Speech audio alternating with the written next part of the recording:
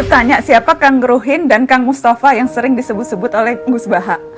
Dalam setiap dakwah jika mencontohkan A atau B kan selalu pakai nama Ruhin dan Mustafa. Siapa itu Gus? Itu orang beneran atau bagaimana caranya bisa ketemu Rasulullah walau hanya sebatas mimpi? Nah, kalau kita menjadi fans yang ngefans banget sama idola atau menjadi fans seperti K-pop yang sangat fanatik, itu sebetulnya tidak apa-apa atau sebaiknya jangan kalau kita mengidolakan sesuatu sampai fanatik luar biasa.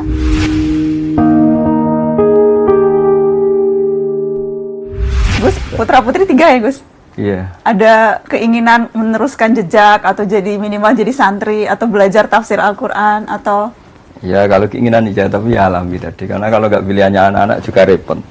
Tapi insya Allah kalau kultur di kampung ya, di tradisi keluarga kami kan khas ya, sehingga dibentuk tidak dibentuk, disuruh tidak disuruh ya arahnya ke sana. Karena ini cerita sedikit. Dulu bapak itu sangat dekat ke teori keilmuan. Ada seorang yang terlalu stakeng, terlalu keras pada anaknya, sehingga di rumahnya itu tidak ada TV, nggak ada motor. Singkat cerita, pertama anaknya tahu TV ya dari tetangganya atau dari temannya, naik motor ya diajari temannya. Repotnya anak ini yang berjasa ini, mimman lam yusolli walam yasum, ya tidak sholat, tidak puasa. Singkat cerita, anaknya ini lebih terdikte ini daripada oleh orang tuanya. Pas sudah kejadian itu, si orang tuanya sowan ke saya, karena bapak sudah meninggal, cerita bahwa metode Kiai Nur Salim, metode jenengan sakui Gus gini. Terus dia tanya ke saya, kenapa Gus metode itu? Saya kan ngiranya kalau ada TV, ada motor, anak jadi nakal karena nonton TV. Terus saya bilang, al-insan abdul ihsan, manusia itu budaknya kebaikan. Sehingga ketika anak anda ini utang jasanya sama orang nggak sholat, dia ingin niru yang nggak sholat. Sementara melihat anda sebagai orang yang tidak simpatik karena melarang terus. Semenjak itu dia ngakui manhajnya bapak saya. Dan dulu bapak saya juga gitu. TV ku ya ono madharote gitu kalau bahasa Jawa. Tapi nak radio TV terus delok ning tonggo, selain ganggu ya engko pengaruh tadi. Karena tadi artinya makanya dalam doa-doa para wali, para ulama kan, jangan jadikan kami dikuasai orang yang tidak takut engkau ya Allah. Karena tadi al-insan abdul ihsan, artinya anak ini nggak sholat, nggak puasa karena lebih utang jasa sama pertama yang meminjami motor, yang meskipun akhirnya alhamdulillah akhirnya bapaknya rubah, terus anak ini jadi baik lagi. Tapi ini kan cerita manhaj, betapa bahayanya terlalu stakeng, terlalu keras tadi. Jadi dari satu keilmuan al-insan abdul ihsan, ya sudah kita harus ihsan sama anak-anak, sama siapapun. Insya Allah barokahnya itu lebih mudah berdakwah. Itu di hadis rahimallahu ra'an a'ana waladahu ala birri. Allah merahmati seorang yang membantu anaknya untuk jadi baik. Gimana? Jangan dia maki. Jangan dia bebani beban yang berat. Ya toh? Kalau tegur yang baik. Ya toh? Itu. Jadi ada hubungan akrab sehingga kalau dia mau curhat, dia curhat pada ibunya kalau perempuan. Dia curhat pada bapaknya, bukan curhat pada temannya. Ya, pada temannya ya. Karena itu bersahabat. Ya, kamu kan curhatnya sama mami kan? Ya, Nana curhatnya apa marahnya? Jengkelnya mungkin ya. Abi Gus, ini kita jawab pertanyaan netizen ya. Soalnya kita udah janji. Ini dari Alfi Mai. Mungkin dijawabnya singkat-singkat aja kalau bisa. Gimana sih Abi dan Gus cara istiqomah untuk menghafal Al-Quran? Saya jawab, ya karena kalau keyakinan saya, keyakinan semua orang, kalau sudah hafal lupa itu dosa. Pertama karena takut dosa. Tapi setelah ke kelas tertentu, makom tertentu memang asik. Punya hafalan itu asik. Jadi kalau dulu mungkin karena takut tadi ya nisyanul ayat atau Quran itu lupa, itu dosa. Tapi lama-lama memang karena asik. Karena asik. Ya, saya kira saya benar itu. Asik, ada kenyamanan tersendiri itu ya. Apalagi kalau ngerti. Karena itu sangat membantu dalam menghafal, menghubungkan ini tadi ceritanya ini begini. Jadi sebenarnya sangat mudah hafal itu. Tapi sangat mudah lupa. Yang kedua itu yang sering terjadi. Ya, sangat mudah. Tapi karena kalau dipahami itu jadi lebih mudah. Oh iya, jauh lebih mudah dipahami daripada tidak. Salah satu itu kan untuk kan harus dicantolkan itu ingatan supaya dia ini. Ini nyambung ke pertanyaan Nita Desya. Bagaimana jika sampai mati saya tidak tahu arti keseluruhan isi Al-Quran, apalagi tafsirnya? Apakah saya berdosa? Hanya dibaca sampai hatam berkali-kali, baca terjemahannya juga jarang-jarang. Saat titip salam sama Gus Baha, saya sudah beli Al-Quran terjemahan yang UII. Gitu. Kalau sampai dosa enggak lah, kan kalau paham semua itu fardu kifayah. 1-2 orang di kawasan itu memahami ini sudah cukup. Dan mulai dulu pun ya enggak semuanya paham Quran. Cuma bahwa baca hatam mungkin terus belajar itu bukti cinta itu insya Allah cukup untuk sowan lah nanti kepada Allah, anta ma'aman ahbabta atau almaru ma'aman ahabba. Iya. Saya punya cerita dulu, ada seorang wali yang masih bernambah sama saya itu. Orang yang sudah mau meninggal 2 tahun atau 3 tahun sudah sepuh, tetap disuruh ngapalkan Quran. Biasanya 2 juz meninggal, 3 juz meninggal. Sehingga cerita anak-anaknya tanya ke wali tadi, kenapa mbah sudah sepuh disuruh ngapalkan, disuruh belajar? Ya setidaknya pas mati masih masuk hadis man salaka thariqan yaltamisu fihi ilman. Jadi ketika dia mati dalam keadaan mencari-cari ilmu. Iya. Diusahakan selalu untuk jadi tidak ada alasan untuk tidak belajar. Mungkin metodenya diubah. Jangan hanya baca, sambil baca terjemahan dia. Kalau meningkat begitu ya. Ini ada pertanyaan buat Abi dan buat Gus Baha. Siapa ahli tafsir yang paling mempengaruhi pemikiran Abi dan Gus Baha dari Labib? Ini yang repot, karena bacanya banyak. Dan bacanya banyak itu pasti dalam konteks akademik atau keilmuan tafsir itu ya plus minus. Mungkin kalau rasa Jawa saya suka Syekh Nawawi. Tapi dalam rangka tangkeh dari cerita-cerita Israiliyat apa, menghindari cerita-cerita Israiliyat, kayaknya Syekh Nawawi terlalu longgar pakai Israiliyat sehingga kita ya repot juga. Jadi Mbah Mun sering cerita gini ke saya. Kalau baca tafsir ya jangan mengikat kamu karena Quran ausa'u minhu, Quran selalu lebih luas ketimbang tafsir itu sendiri. Jadi saya masih ingat ketika baca kitabnya, bukunya Pak Quraisy Membumikan Al-Quran. Dulu ramai sekali Pak Quraisy. Ketika min alaq, itu kan diterjemahkan dulu orang-orang atau banyak kiai membaca dari segumpal darah. Pakar-pakar embriologi bilang itu embrio atau zigot yang menempel di dinding rahim. Tapi di banyak tafsir-tafsir modern memang alakin dari kosakata aliko ya'liko alakon, sehingga sesuatu yang menempel. Terus saya bilang, ramai sekali diskusi itu di kalangan kita, ya, di kalangan peneliti muda, pas itu masih sama-sama muda. Kalau tafsir salah, misalnya salah, Qur'annya tidak akan salah, karena makna segumpal darah itu maknanya mufassir, bukan maknanya Qur'an, kata saya. Nah itu akan selalu begitu Mbak Nana di semua ayat. Jadi kalau mufassirnya dalam tanda kutip bisa salah, atau memang betul salah, Qur'annya tidak bisa salah, karena yahtamilu wujuhan, masih menerima sekian kemungkinan. Ya, prinsipnya tidak ada penafsir Al-Quran yang tidak salah. Saya pasti salah. Bisa jadi benar pada masanya, pada masa lain sudah tidak benar. Bisa jadi benar pada tinjauannya, karena dia punya kecenderungan ini, yang lain punya tinjauan lain. Ya toh, jadi tidak bisa kita berkata hanya dipengaruhi oleh ini. Kalau dia ilmuwan. Kalau dia hanya nyontek, ya udah. Jadi seperti Abi, misalnya Abi dipengaruhi oleh banyak sekali. Oh, banyak sekali. Terus banyak dipengaruhi, resikonya bisa dua, Pak. Bisa nggak jelas, bisa alim banget. Resikonya ekstrim itu sih. Bisa ekstrim. Ini ada pertanyaan Fahri Al-Fajar, Abiku. Bagaimana caranya bisa ketemu Rasulullah walau hanya sebatas mimpi? Nah ini Pak Gores yang kasuhan. Ada tuh uraian-uraian ulama tentang itu. Yang pertama, teladani. Dan teladani itu bukan hanya pada salatnya, pada hal-hal yang kecil-kecil. Teladani akhlaknya. Teladani bagaimana dia masuk rumah, keluar rumah, itu teladani.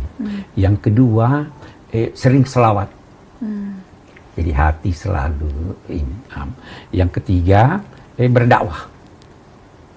Itu tiga, ada beberapa cara, tapi itu yang paling ini. Saya kira yang paling sulit itu meneladani.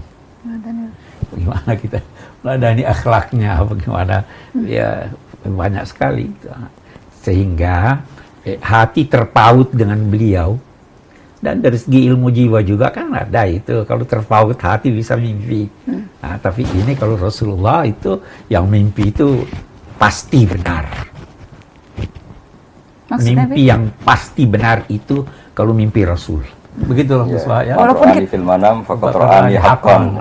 Fa inna syaitan la yatamatsalu. dan kita kalau mimpi kita tahu itu bertemu Rasulullah, kita tahu ya. kita Walaupun tahu. kita tidak pernah melihat, kita tidak tahu wujudnya, tapi ketika kita tahu mimpi ini itu pasti. Rasul, ya.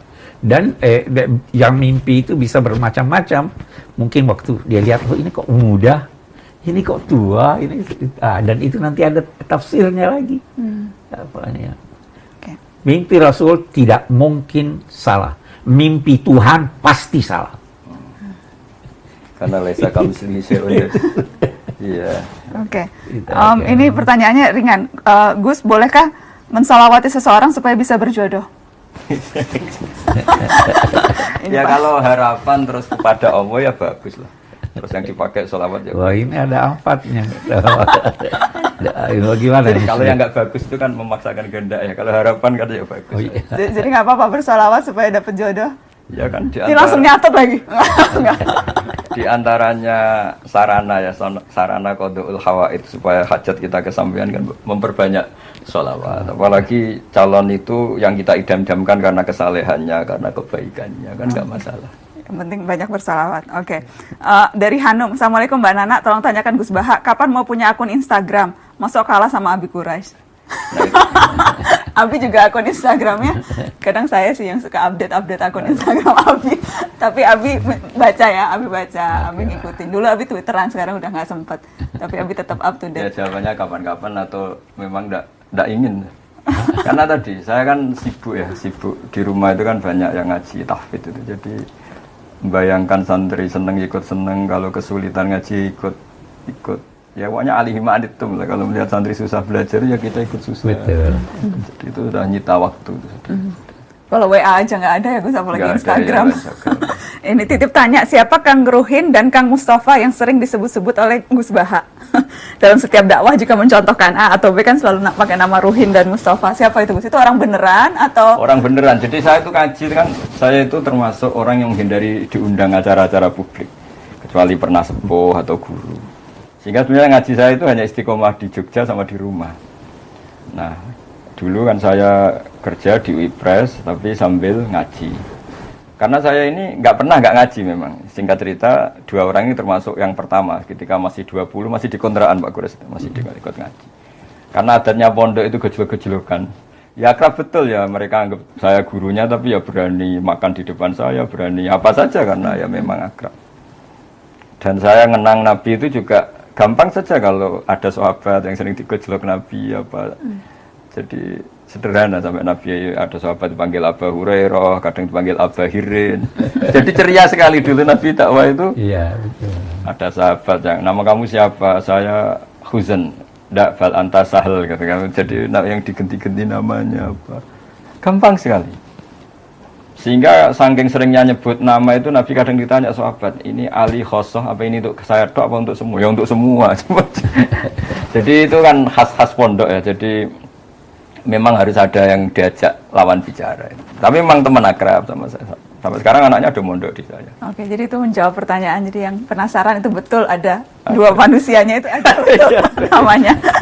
Oke, saya mau kasih kesempatan ke cucu-cucu ponakan. Gimana Izzat? Gimana? Ada yang mau tanya ke Gus Baha, mau tanya ke kalau ke Habib udah sering, cuma nggak apa-apa bisa nanya ke Habib juga karena ini Syihab spesial. Tapi kalau Izzat mau tanya apa Izzat? Jadi bagaimana kita bisa melatih diri agar akhlak kita lebih kuat, terutama kan kita semua kuliah di luar dan mungkin di negara-negara beda value atau nilai-nilainya juga berbeda.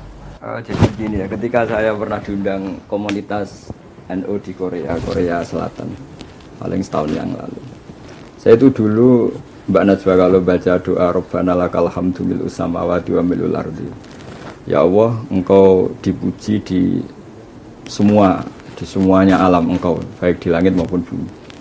Saya berpikir lalu pujian yang di bumi ateis atau bumi komunis gimana gitu.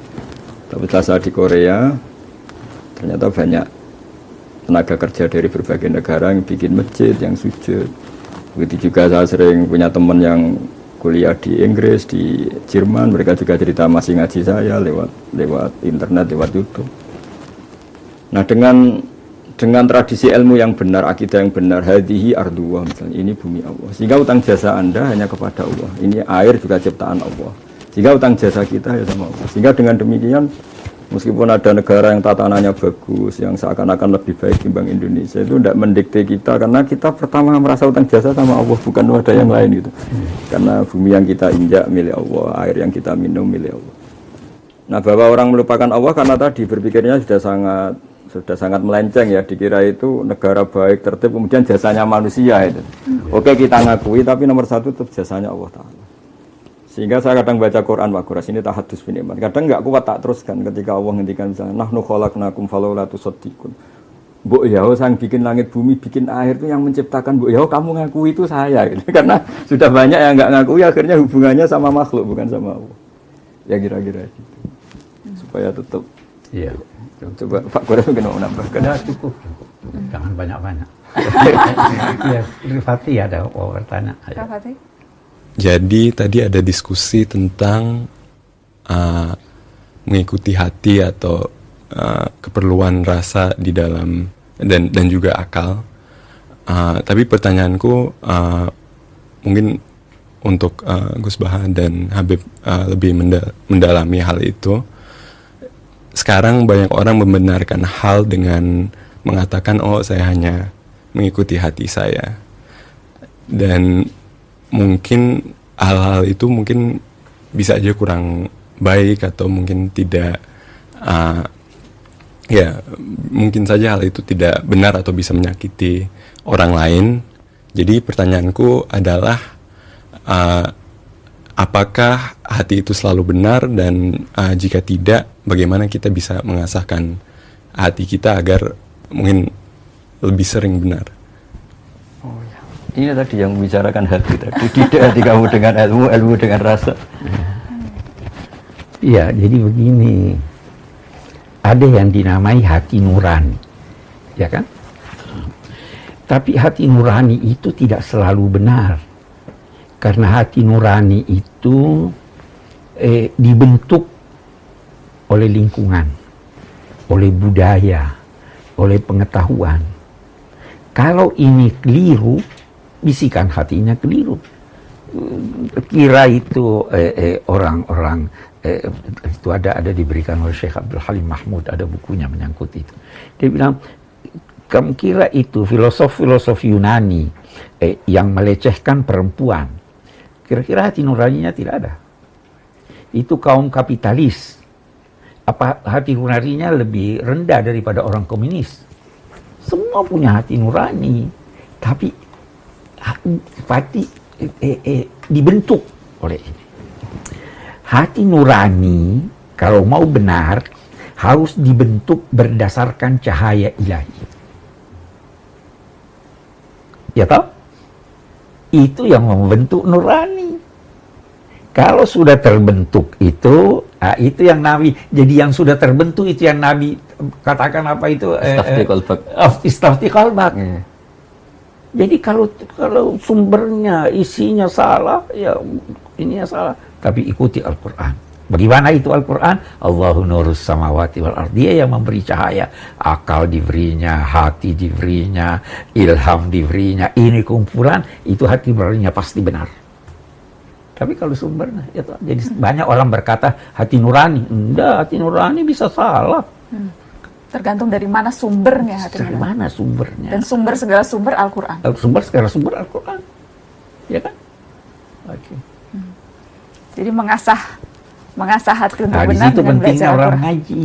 Betul, ngaji lagi. Ya kan, ngaji lagi, Quran lagi. Ya, Seperti contoh gini, ada orang ibunya meninggal terus cerita ke saya, Gus, ini susah karena harta banyak saya habis untuk menghormati ibu, atau akhirnya meninggal juga. Setelah saya beri pencerahan, kamu harus bangga, uang kamu habis untuk kebaikan ngerawat ibu. Kayak apa kalau habis untuk membiayai hal-hal yang buruk? Akhirnya bisa syukur. Jadi ilmu lagi. Sama seperti kita misalnya demi hal yang nggak benar mau dibiayai 2 juta, kata kamu penting. Tapi secara syariat ada ibu kita, ada keluarga kita yang lebih mendesak. Sehingga kalau ngaji terus ngerti bahwa yang kita inginkan ini nafsu apa hati gitu. Jadi yang kita katakan hati jangan-jangan nafsu ya. Jadi itu makanya ada ayat intattaqu hayaj'al lakum furqanan. Sudah kamu takwa secara benar pasti hati kamu tahu pembeda yang hak dan yang batil. Nah itu yang dimaksud Nabi istaftiqul bak itu yang sudah kelas itu, yang sudah kelas-kelas itu. Tapi kalau yang latar belakangnya macam-macam terus tanpa punya nurani ya tadi ya sebetulnya nafsu pasti. Ini nyambung ke pertanyaan sebelum ke Nishrin ya, ini nyambung ke pertanyaan Yuni. Mbak Nana pengen tanya sama Gus Baha dan Abi, bagaimana cara menghadirkan Allah di hati kita sedangkan Allah itu tak terbayang? Nyambung ke yang tadi Gus. Jadi kalau di surat Waqiah itu orang dilatih tadi Mbak Najwa ya. Nahnu khalaqnakum falaula tusaddiqun. Hubungan terdekat kamu itu dengan saya kata Allah, karena saya menciptakan kamu. Seperti dalam kehidupan nyata saja hubungan dekat jenengan sama ibu sama bapak karena manusia yang menjadikan sebab wujud Anda. Lah Allah memaklumatkan dirinya juga gitu. Saya ini yang menciptakan kamu, harusnya kamu terdekat sama saya. Ketika kamu minum, apa kalian menciptakan air? Antum anzaltumuhu minal musni, apa kamu yang menciptakan awan yang menjadi air? Ketika kita bercocok tanam kata Allah, apa kamu yang menghidupkan tanaman itu? Semuanya saya. Nah, dengan merasa tergantung itu kepada Allah ketika kita masih janin ya, dikelola Allah sedemikian rupa di rahim ibu. Kita tidak tahu cara menyediakan Allah oksigen, kita tidak tahu cara Allah mengatur kesediaan air padahal dunia sudah seperti ini. Dengan seperti itu kan sering tergantung sama Allah. Makanya di tafsir itu inti dari tasawuf itu antumul fuqara ila wa faqir, semua harus merasa butuh sama Allah. Ya, mungkin Pak Graf bisa menambahkan itu. Ya, tapi tambahkan ya. Bisakah Tuhan dilihat? Tidak bisa ya? Sebenarnya bisa.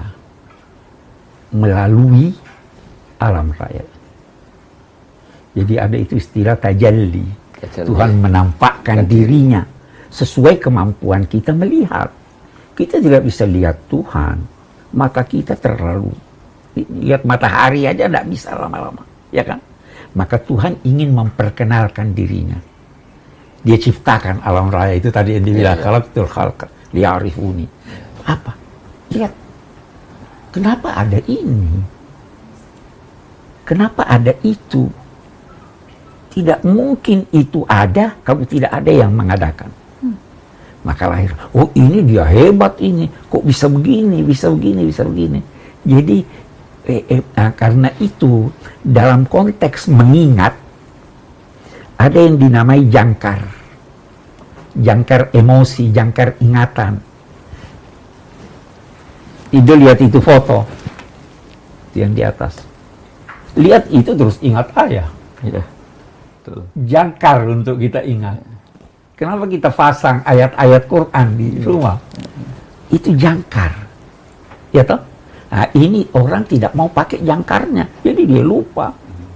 Tapi jadikan semuanya jangkar. Semua bisa jadi jangkar.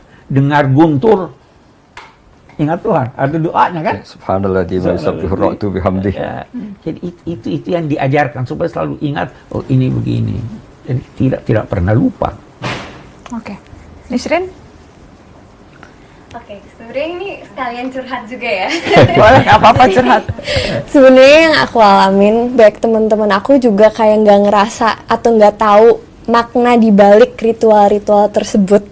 Nah, gimana kita, mungkin bisa cerita pengalaman sendiri, gimana kita bisa bergerak dari pelajaran-pelajaran agama Islam atau pengertian-pengertian agama Islam yang sebatas ritual doang pada diskusi-diskusi yang lebih dalam, yang lebih spiritual dan bermakna gitu. Jawabannya proses. Ya semuanya itu proses. Dulu saya juga sering ditanya anak-anak SMA, ketika di Jogja sering ditanya anak-anak kuliah, gimana Gus kalau sholat supaya ingat Allah? Terus padahal saya tidak paham lafaz-lafaz itu, kalimat-kalimat itu maknanya apa. Ya saya jawab, setidaknya kamu dengan sujud tahulah harus tunduk kepada siapa, kepada Zat yang Maha Besar, Allahu Akbar. Jadi kalau kaidah di kitab usul fikih la yudraku kulluh la yudraku kulluh, kalau tidak bisa semua secara total ya sebagian-sebagiannya kita tahulah. Misalnya makna-makna ayat Quran susah, ya Allah Akbar, Allah Maha Besar. Ketika sujud implementasi dari ketundukan seorang hamba kepada Allah. Terus Ada yang sedang punya banyak masalah, sebesar-besar masalah kita masih besar ampunan Allah, rahmat Allah. Kalau kita sudah berusaha mencari calon istri tapi belum berhasil, dapat putus, apakah tandanya kita harus pasrah, Gus? Harusnya mulai usaha juga sudah sambil pasrah. Dari awal harus sudah pasrah. Iya. Ini mesakno, Gus, ini belum dapat putus. Coba tolong ditengahkan. Kalau saya dukun sih terus tak kasih haji-haji, berhubung saya ada dukun ya. Nasihatnya ya sabar aja sambil berusaha. Oh, itu terus Saya mau jawab singkat. Kalau Anda mau pasangan laki-laki bagi perempuan, perempuan bagi laki-laki yang sempurna, kawinnya di sorga. Di dunia ini tidak ada yang tidak berkekurangan. Jadi itu pilihlah. Ada pilihan, pilihlah yang agamanya baik. Oke. Setelah itu nanti pilih yang lainnya kan fasfar bizatidin tariwat yadar. Oke. Jadi jangan mencari yang sempurna. Jangan mencari yang Tetap sempurna. usaha. Tidak mungkin dapat yang sempurna. Semua ada kekurangannya. Yang sempurna lamunan saja. Iya. Lamunan saja. Di lamunan. Nisrin, jangan cari yang sempurna. Ini nggak apa-apa ya para jomblo, kita jawab ya supaya tenang hatinya. Dari Musbir, bagaimana cara ta'aruf yang benar menurut syariat agama, Gus? Ya yang nggak ada pelanggaran syariat jawabannya. Simpel, jangan melanggar syariat. Itu cara ta'aruf yang benar. Tapi dekat, berkenalan, mencari tahu itu masih oke kan, Gus? Ya pokoknya kalau masih dalam proses yang baik dan untuk hal yang baik itu kan masih ditoleransi oleh syariat. Iya. Terus tidak Ya huluwah. kunjungi rumahnya, kenalan sama orang tuanya. Kan pantangannya tuh huluwah Pak Gores ya. Iya. Jadi sama-sama keluarga. Jangan beli kucing dalam karung. Harus kenal. Harus kenal. Nabi suruh kenal. Dulu merasa cukup dengan melihat. Sekarang tidak. Harus dengar suaranya gimana. Ya kan? Ya, oke. Oke, jadi tetap harus kenal gitu ya. Oke, ini ada lagi kita kumpulkan nih yang jomblo-jomblo biar sekalian. Mana nih satu lagi tadi sebentar. Oh enggak, ini bukan soal jomblo tapi ini juga netizen secara umum. Dari Lestari mau bertanya dong, Mbak Nana, mohon pendapatnya kalau kita menjadi fans yang ngefans banget sama idola atau menjadi fans seperti K-pop yang sangat fanatik, itu sebetulnya tidak apa-apa atau sebaiknya jangan kalau kita mengidolakan sesuatu sampai fanatik luar biasa. Ya pasti jawabannya jangan. Kalau apa-apa berlebihan pasti tidak baik. Karena nanti resikonya gampang kecewa. Oke, jadi segala sesuatu yang berlebihan itu tidak baik, termasuk berlebihan, ngefans berlebihan itu juga tidak baik. Iya, itu dari dulu begitu. Ada orang-orang yang terlalu ngefans pada Nabi, sampai pada Nabi. Begitu ada berita Nabi meninggal, dia murtad. Iya, karena berlebihan. Karena berlebihan. Jangan menilai sesuatu karena ada unsur materi. Jangan menilai sesuatu karena orangnya. Nilailah sesuatu itu berkat substansi yang ada padanya. Iya kan? Oh itu dia yang bilang begini, ulama ini, profesor ini, belum tentu benar. Ya toh, jadi. Banyak juga kan calon jemaah haji yang sudah menabung bertahun-tahun, sudah betul-betul rindu ingin datang, kemudian tiba-tiba karena situasi rencana berubah, sulit untuk mengikhlaskan, itu sulit buat atau rela tidak pergi padahal sudah dibayang-bayangkan dan sebagainya. Bagaimana mengobati kekecewaan mereka yang tidak bisa ke tanah suci tahun ini?